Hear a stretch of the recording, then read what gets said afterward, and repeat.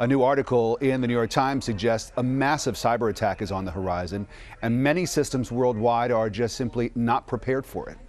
In the article, an IDT cybersecurity expert says that his system was attacked with stolen weapons that were designed by the National Security Agency.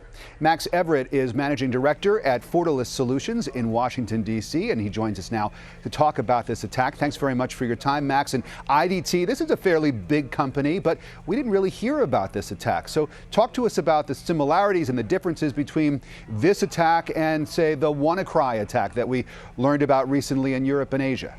Sure, I think there's a couple of key differences here. I think one of them is when you look at WannaCry, it was what I would sort of call a smash and grab, which is to say, the attackers in that case took one of these exploits, and frankly, there wasn't much pattern to the attack. They hit a large number of companies.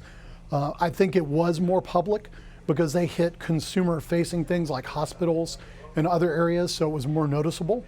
And I think what we're seeing right here is with IDT is fairly normal, which is a more focused, targeted attack on a corporation. It's made not to be loud, it's made to be quiet because they want to get some very specific things and do some longer term damage. Okay, so for everyday consumers, not big companies, but just the rest of us that are out there, as we take a look at some of the bullet points from this New York Times article, what does this mean for consumers?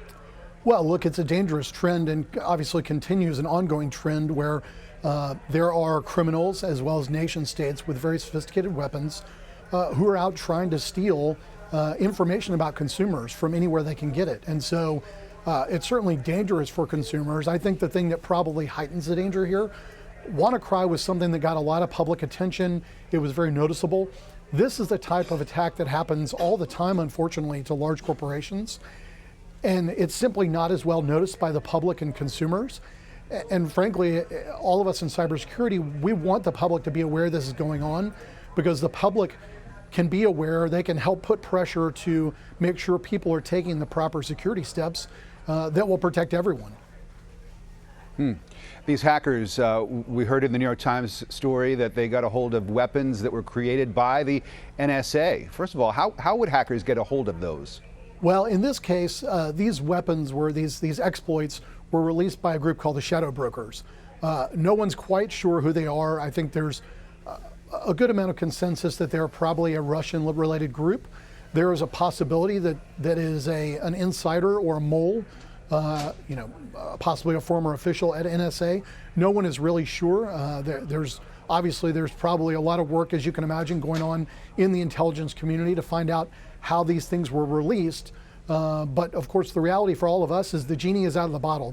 These things are on the street, and criminals and other groups have access to them now.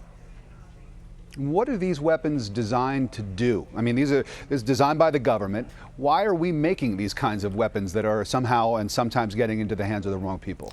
Well, it's an important question, and it's one that is, there's discussion right now about what's called the equities process. So look, the purpose of NSA and the intelligence community is to go and gather intelligence, and especially for the National Security Agency, their mission is to go get foreign intelligence to help U.S. policymakers understand how to protect the country, to understand threats that may be out there, whether it's from other countries or terror groups.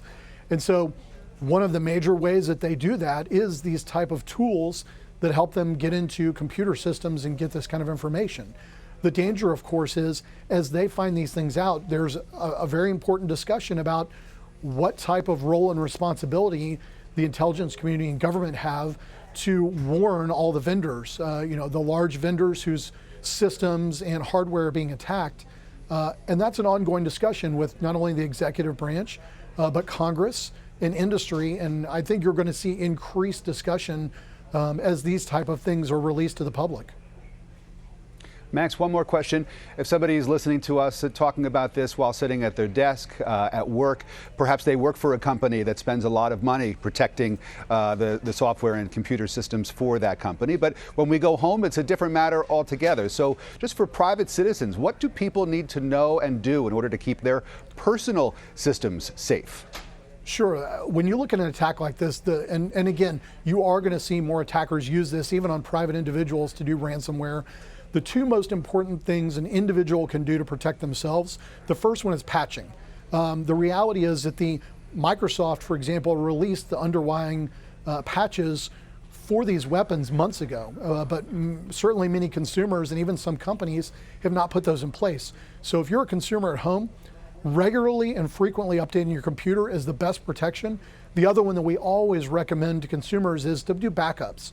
I'm an IT professional. I can't tell you the number of friends and colleagues I've had over the years who've come to me because they've had, whether a hard drive or a malware attack, they've lost years of pictures and financial records to these things. And so just going and getting a hard drive and doing a backup once a week are the kind of things that can practically protect people at home.